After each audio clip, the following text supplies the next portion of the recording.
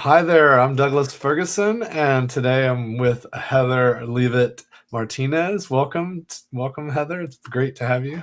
Thank you, Douglas. It's great to be here. Yeah, of course. And we've been having a lovely chat here before we got started. And gosh, so many things. And I'll say that the biggest aha for me was we had very similar experiences going into the pandemic, which were just kind of being a bit tech forward and tech curious and experimenting where technology fit in and enter our practice to the point where when the pandemic hit, we were a little bit prepared. Yeah, definitely ready, right? Yeah, yeah. Yeah. And in fact, we were heavy mural users for we were doing a lot of biz dev because it didn't make sense to fly to a client to run a workshop, but discovery and things could be happen. We were doing virtual workshops for like little micro moments, and so we just had to shift some of the programming. And it sounded hmm like you were already experimenting with your iPad and brushes and when it was appropriate, kind of moving between the markers to the digital. Yeah, that's right. I think it was my very first IFVP conference. That's the International Forum of Visual Practitioners, where I was learning how to use markers on paper. That I took my iPad and was working digitally there, and so I picked up the marker and the iPad at the same time. Yeah, and I remember Mural when it was Mural-E. Do you Yes, remember that? I was using it back then too. So I've always been an early adopter to technology, but I have a love for analog. absolutely. It's we were just chatting about being back in the room. I've been out to California a couple times, headed to Montreal next week, and it sounds like you're having the same experience where you're getting out a little bit more now. Yeah, I'm not traveling, but I am getting out in my community. It's a very small community here in Southwest Colorado. So there's not a lot of work here, but I am being leveraged by local nonprofits, arts Mhm. organizations, things like that to get them started. So working a little bit in person. I miss that markers on paper feel. Haven't had a paper cut in 2 years, but but I love working online too, just as equally as much. Yeah, I guess the markers are always juicy when you're online. That's right. Well, and I've been teaching online for about 5 years now, lettering for facilitators, visual practitioners. And now I just moved into a brand new studio this week, and I'm going to be teaching classes there, not for facilitators and visual practitioners so much because this is such a small town, but for locals and tourists that want to stop by. The thing that really struck me was your point you made around the confidence it can create when Yes. people, start to build skills around lettering. And I think a lot of people are ashamed of their handwriting and don't want to share. And it's a real hindrance when we try to communicate more deeply. Totally. And when we write in front of other people quickly, the wheels fall off the bus. I mean, things just fall apart. Our lettering isn't as good. We misspell things. The spacing's bad. Maybe the baselines aren't good. I can get way into the technical part. But really, what's happening is that they write, and here we are as adults, right? We have had some type of mark making tool in our hand since before we were making memories. And so when we start to write, and especially when we write in front of others, if we're judging what we're writing, then all of a sudden our confidence goes down. And not just in our writing, but we might feel a little self conscious. That might affect how we're facilitating and how we're showing up in front of the room. Wow, Yeah. so important. A lot of times we talk about embracing the child's mind and getting past judgment. And I hadn't really thought deeply about how writing plays a big part of that. Right? It's not just what we Right. are willing to say out loud, but it's what we're willing to scribble down or put on the Right. whiteboard. And I can't tell you how many times I've sat in a room where a facilitator has written on the board and then apologized for their writing. So I'm wondering what's going on in their head as they're writing that because they really need to be focused less on what's happening inside of here. I mean, to a certain extent, to have that presence, but to really serve the group. And so what I do is I help teach that confidence in writing and there's a lot of different approaches to that. I do a lot of one-to-one sessions but in small groups, but when I'm working with larger groups, I have to talk more about what's happening kinesthetically in our bodies, what's happening as we're writing, and really understand how to build that muscle memory up so that we can be consistent and feel good. So I kind of trick people into writing well, and then, well, teaching them how to write well, and then trick them into feeling good about it. And it kind of goes hand in hand. Yeah, wow, that's really cool. The other thing that before we change subjects, I wanted Sure. to just I definitely do wouldn't say I have good handwriting, and it's funny when I'm when I'm facilitating and needing to write on whiteboards and flip charts and stuff, my approach has always been try to just go slow and write in all caps, because if I'm scribbling out as fast as I can, I'm probably moving faster than anyone's thinking anyway, and definitely faster than the slowest thinker in the room. I And love so it. the fact that I'm slowing down is actually helping. That's a good part of the facilitation process, is to get everyone like in the same like lockstep, I guess. And I've had people, and I still, even when I'm doing capital letters and slowing down, I'm still like, oh, it's kind of ugly. But I've had people come up to me and say, "Oh, your handwriting's so good." I'm like, "What?" Yeah. Like, it's like, Well, a couple of things there. I mean, I could go all day just talking about a couple of things that you hit on. First of all, I just want to remind everyone that you only have to write better, like this much better than anyone else in the room, and they're going to be impressed. And mm, by you slowing down and writing in all caps, you're doing what's called making it legible, which makes it readable. But I like to take us to the next level when we're writing and talk about readability. Yes, you have to have legibility. Slow down, make sure that your letters are nice and clear.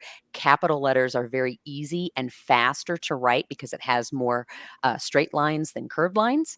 And so you're doing the right thing. But to take it to that next level of readability is to be able to use color, lettering styles, size in order to emphasize and where you want to slow down the reader and where you want them to be able to speed up. So that's like a whole nother level of the lettering part. And you talked about you need to write quickly so that there's a certain momentum or speed that's happening in the room. And one of the things I teach is that there's a speed to every lettering style, there's a speed to every marker, and we can think faster than people can talk. That's why our minds wander when we're listening. And but then there's this huge gap to writing and drawing, right? So mm. there's the speaking, there's the listening, and then whoa, slow way down to writing and drawing. So there's this thing that we're trying to balance. There's no possible way we could possibly write as fast as people can speak or think. The thing coming back to the color and spacing just for legibility, I that people seem to really struggle with that, or not take into account the importance. And so it's like whatever marker's handy.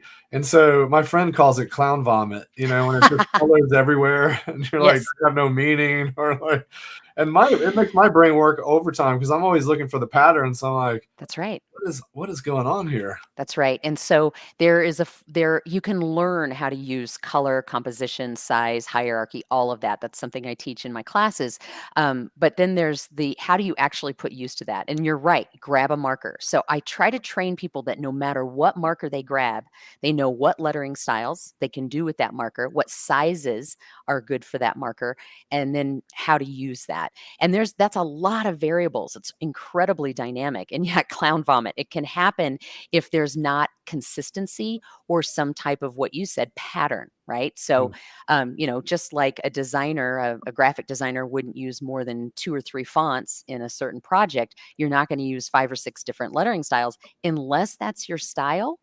And there's some that are out there and that can do it well, but not everyone can do it well. So I say keep it simple. Let's start with some very basic rudimentary ways of working with size and color and lettering styles and then build from there. Yeah, I think it applies to digital too. Totally. I don't know how many times I see Google Docs where people didn't bother to like use even like titles and H1s and H2s and That's H3s right. and H4s, and That's it's right. like a total mess. And Yeah. it's like, wow, if you'd have just taken a moment at the very beginning to say, all right, here's my hierarchy, and I'm That's going to right. stick to it. Yeah. I love that you made the analogy to like a style sheet, right? Mm. Yep. Absolutely. So, let's talk a little bit about. I was wanting to do the shift here because you mentioned early on in our pre-show that you were looking to do a strategy session. There was some talk of maybe making it hybrid, and you said, let's do this in person. Yeah. And it's it really struck me, this idea of, or your point about, if we can't, if we're going to be hybrid, it requires so much more effort to make sure that everyone's taken care of, and that, are we really leaning into the tech hosting, et cetera. So I'd love to hear your thoughts on some of the things you've seen, and where there's still room and for improvement. Yeah. Oh, thank you for asking that. I really, because my work is based on customizing everything I do for the client's needs, I have to ask when we meet, what is this going to be? And asking them, is this going to be online, hybrid, or in person? That first question then opens it up to lots of other questions, right? Like, if they say, I want it to be in person, then I say, are you sure everyone can attend? Is it safe for everyone? And if they start to waver about hybrid, then that's a whole nother conversation. I mean, to go hybrid takes a lot more planning, takes a lot more resources. It's going to be more than just me. And it's going to take some cooperation from everyone. And given the outcome that they wanted to work with, and I'm an appreciative inquiry facilitator, so I'm always thinking about that desired outcome. They really wanted to be able to create a strategy and a high level strategy in one day. And even to come up with a high level strategy in one day still means you have to do the work. And so I said, if your team is committed to being in person, then we've all got to be in person. We've got to be engaged, and I'll create the tools necessary, because I'm a visual practitioner, the visual tools necessary to help us get as far as we can in just one day. Yeah, I'll say that it is often harder to make the progress when folks are disconnected or Right. distracted. Right. And depending on the culture of the team, it's a lot easier to be distracted on virtual or hybrid. That's right. And how many people come into a meeting thinking, "Oh, I can multitask while we do this." Well, not if we need to be all in on a strategy. That's a different feeling. So to answer your question, I think it really depends on, again, that desired outcome for the client, and then knowing if you are the right facilitator for whatever reasons they hired you, or you won the proposal or whatever, making sure that you're using all of the tools necessary to get the most out of that session. And I think that the tech hosting goes into elements of making sure we understand, okay, here's the tool chain that the client's requesting that we use, because, maybe they wrote the tool. Yeah. And is there someone dedicated to making sure those moves are taken care of? Because I the thing is I think about, if we're doing something in person, you're not going to be worrying if the AC is set properly and running, and is the bathroom toilet overflowing, right? Right. There's like people that are there responsible for those things. Hmm. And while in these tech systems, there's certainly, system admins and stuff in the background making sure the thing doesn't totally fall over, Right. but there needs to be someone in there concentrating on these things. And if we're worrying about that stuff, it's a distraction from, That's holding right. space for our participants.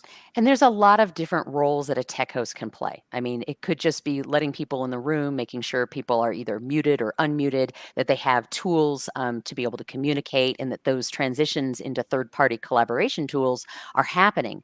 But then there's also, are you tech hosting for a presenter, a trainer, or a facilitator? That looks differently. Mhm. And are you the go to person? Are you technically savvy? But also, what is your presence like? Are you someone in the room, even the virtual room, that people can feel your presence, can trust you right away, and know that that they'll be taken care of if something goes wrong, and that they will be heard, right? So a tech host does more than just turn on the lights and let people in, like you said, making sure that the environment is good for them to be able to work in, but also the presence of the tech host needs to be for the presenter, and that's different than what it is for the participants, and making sure that everyone has that equal voice, really there to provide equity, and making sure that everybody has a way to contribute and collaborate. Yeah, I think we also, another trick we love to use is to leverage the tech host, the scribe, whatever title we happen to give them, Hmm. to to actually encourage some of the participation. Hmm. Because sometimes, depending on the participants, the client, the culture there, they may be burnt out. They may not be used to these types of experiments, the experiences. And to your point, they may be used to multitasking or being in email when they're in these sessions. And so Yeah. having someone that's there helping move the energy, not just from a Yeah. facilitation standpoint, but from a, oh wow, something's happening in the digital space. Like Mhm. participants are doing things, even Mhm. it's like it's almost like having a plant, right? Like, It is. Yeah, absolutely. And if I'm working with a trainer, then I'm going to make sure that either in the beginning, I'm going to say something like, we'd like to invite you to turn on your videos so that we have a more authentic community. We mm, understand if you have low bandwidth or you're eating or you've left your desk that you need to turn off your video temporarily. So it's about setting the etiquette in a way. And then if it's a and so that's trainer facilitator, but then if it's someone that's just pushing the information out, then you might be more of a chat master and you're kind of hyping up the chat and getting people to ask questions or putting in resources as needed. So it really, again, designing that approach design and designing with the facilitator or the client to find out what are the needs. And again, those desired outcomes. So I teach in Tech Coast Academy the same way that I approach my facilitation, and that is understanding those needs and your role, and then knowing, do you have those skills to help take them there? And being a facilitator really helps. So, yeah, I love that. It's a little bit improvisational too, yeah. and not only understanding the role that the facilitator or the lead's taking on and how can they best be supported, but Mhm. also what's happening in the moment where I can lean in and help and make the experience good for everyone. That's right. Help people get unstuck, not just in a technical way, if somebody's audio or video is down, but then how to keep things rolling. Yeah, absolutely. Yeah. In fact, I've even seen situations where, the lead facilitator's internet goes down and and you gotta Yeah. step in and keep it moving and keep everyone engaged and so it's not just an awkward just, That's right. And hiccup. the tech host, depending on their skill set, do they say, okay, we're going to meet back here in 15 minutes? I need the time now to make sure that our presenter is back online. Or does the tech host have enough information to keep that flowing? Meaning we're going to take, 10 minutes now to harvest this information, you know, whatever that tool is that they're using to go and do that work. And then as the group is working, the tech host is working hard to make sure that everything gets back online. Absolutely. And then keeping that presence the whole time. I say channel your inner swan. Yes. So good. Well, I know we've gone over 15 here, and I feel like we could talk for a long time on this stuff. It's important and fascinating and fun to talk about. I just want to hit the pause for today. We'll pick this up again some other time, I'm sure. And Heather, it's been a pleasure chatting, and thanks for joining me. Sounds great. Thank you so much, Douglas. I love talking about all of these